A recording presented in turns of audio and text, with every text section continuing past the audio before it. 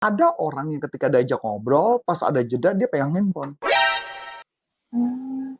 So which is kalau orang yang seperti ini nggak bisa jadi sales yang baik, karena sales yang baik harus fokus kepada customer-nya.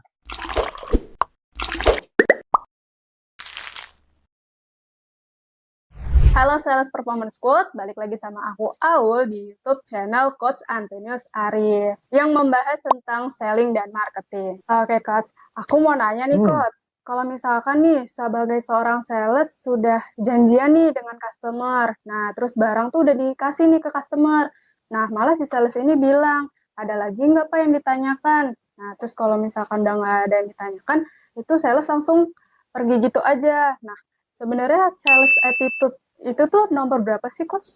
Ya kalau attitude pasti kan ya, kalau ditanya pasti kan semua tentu nomor satu.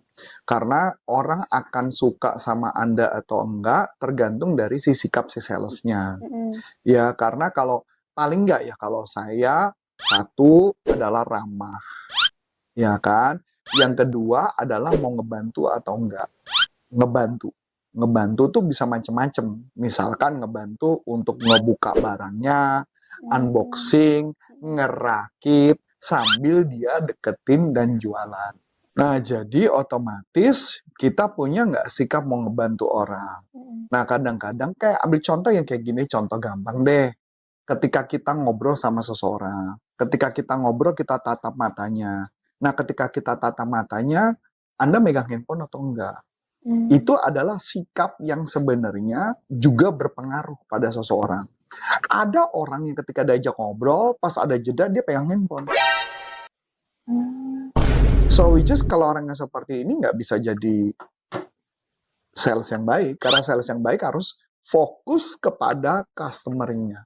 Dan bagaimana kita punya service excellent mau nggak memberikan lebih. Misal contoh sederhana, ada customer datang dari luar kota. Nah, kalau ketika datang dari luar kota, kita sudah menduga kira-kira apa kesulitan dia. Satu, mungkin dia kesulitan untuk nyampe ke hotel.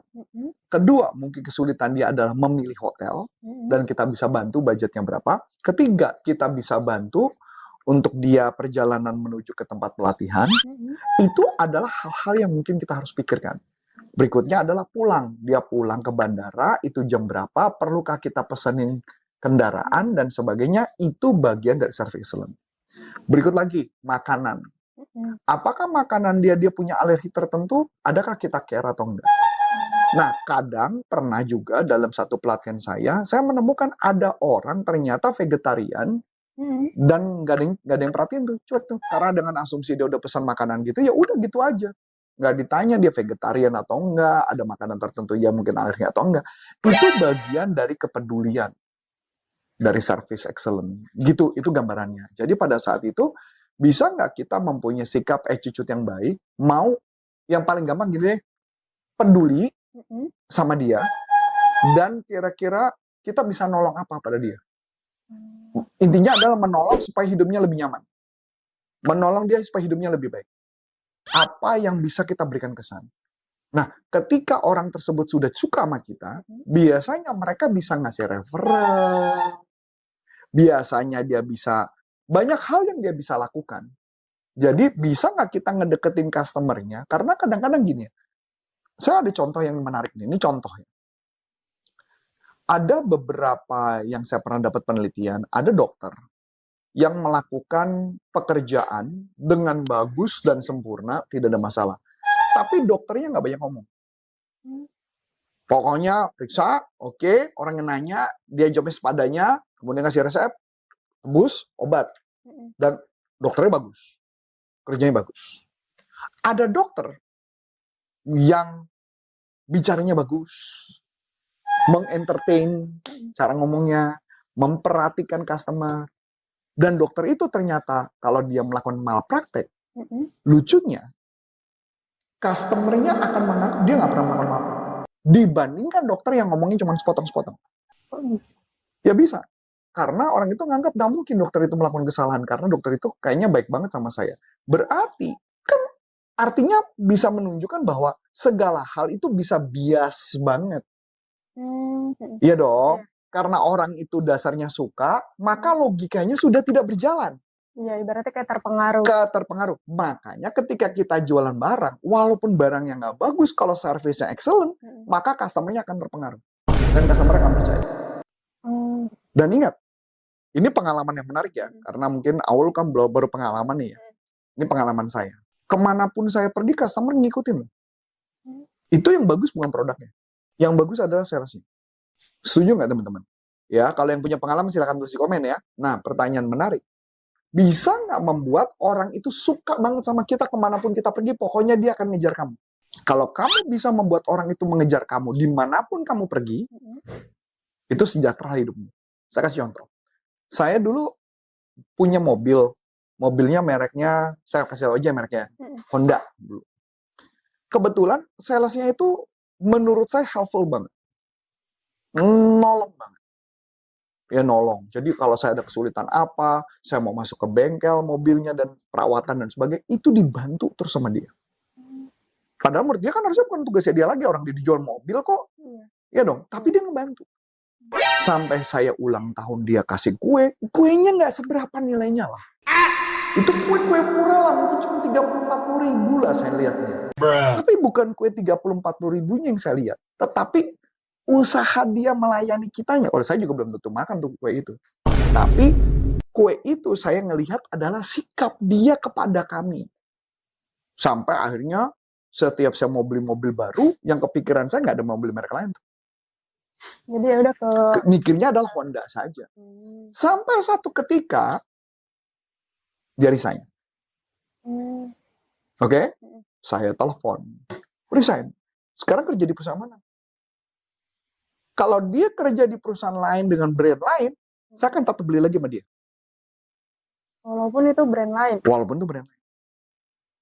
Kenapa? Saya karena customer pada dasarnya bukan loyal kepada produknya, tapi bisa jadi dia loyal kepada salesnya.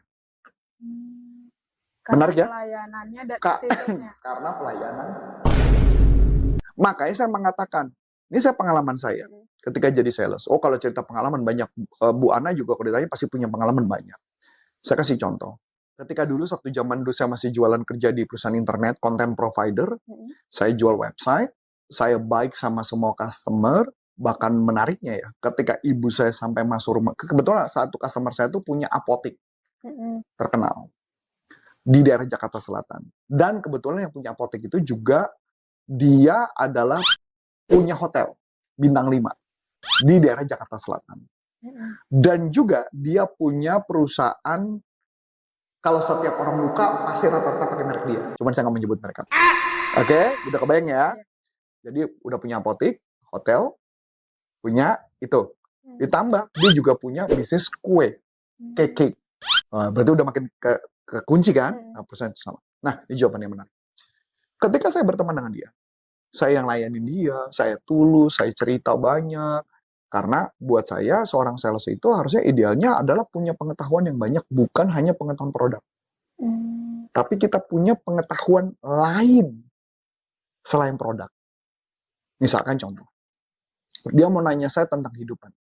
Saya bisa jawab. Dia mau nanya tentang problem anak gitu. Walaupun saya waktu itu belum menikah ya, saya bisa jawab. Kenapa? Karena saya suka baca buku dari zaman kuliah dulu. Sampai oke? Berarti pada saat itulah bergunalah pengetahuan-pengetahuan itu. Karena orang suka dengan orang-orang yang suka ajak ngobrol. Orang suka dengan orang yang punya pengetahuan lebih. Itu nggak bisa dibohongi. Sampai oke? Suatu ketika, ibu saya masuk rumah sakit kena stroke.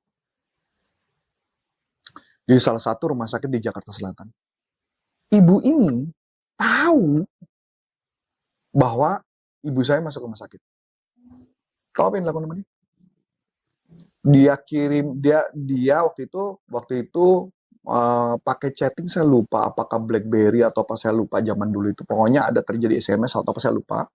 Tapi saya ingat persis adalah dia bilang, Arif, dulu masih remaja kan, Arif, kalau kamu butuh bantuan saya, butuh obat, kasih tahu ya. Dan saya bilang saya butuh obat. Ya karena waktu itu masih sales cupu, masih awal-awal karir gitu ya. Nggak punya uang juga. dibantuin loh, dikirimin obat gratis loh. Bisa bayangin nggak kalau seandainya saya nggak jadi sales?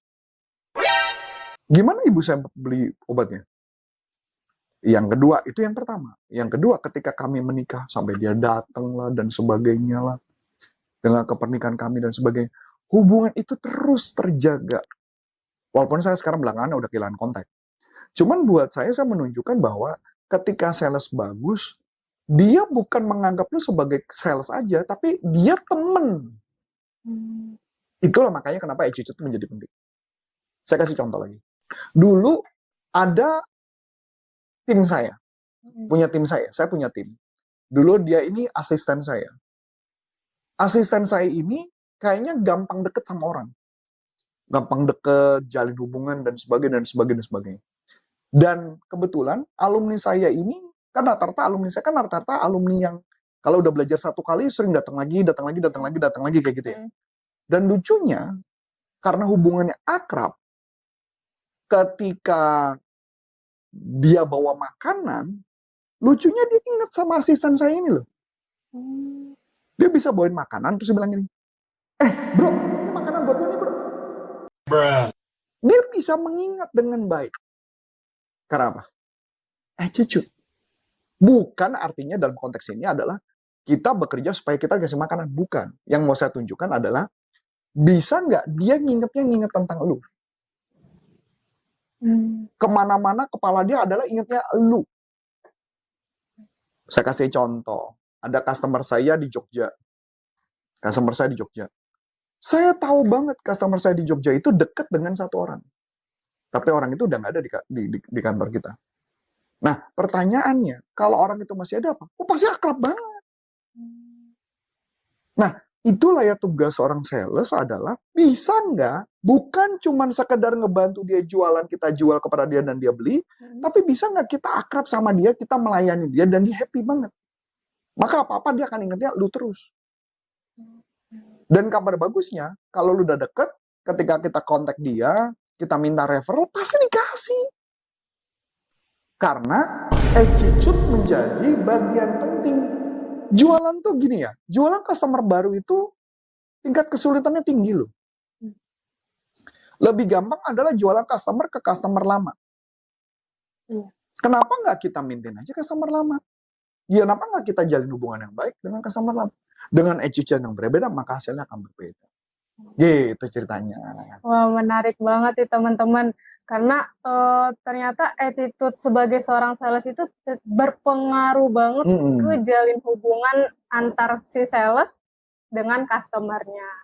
Nah, mungkin gitu aja ya Coach ya untuk bincang-bincang hari ininya. Oke, Sales Performance Squad, segitu dulu pembahasan kali ini. Jumpa lagi di next video dengan saya Aulia. Dan saya Coach Antoni Sarif mengucapkan terima kasih, sukses buat Anda, dan sampai jumpa. Salam performance. Bye-bye.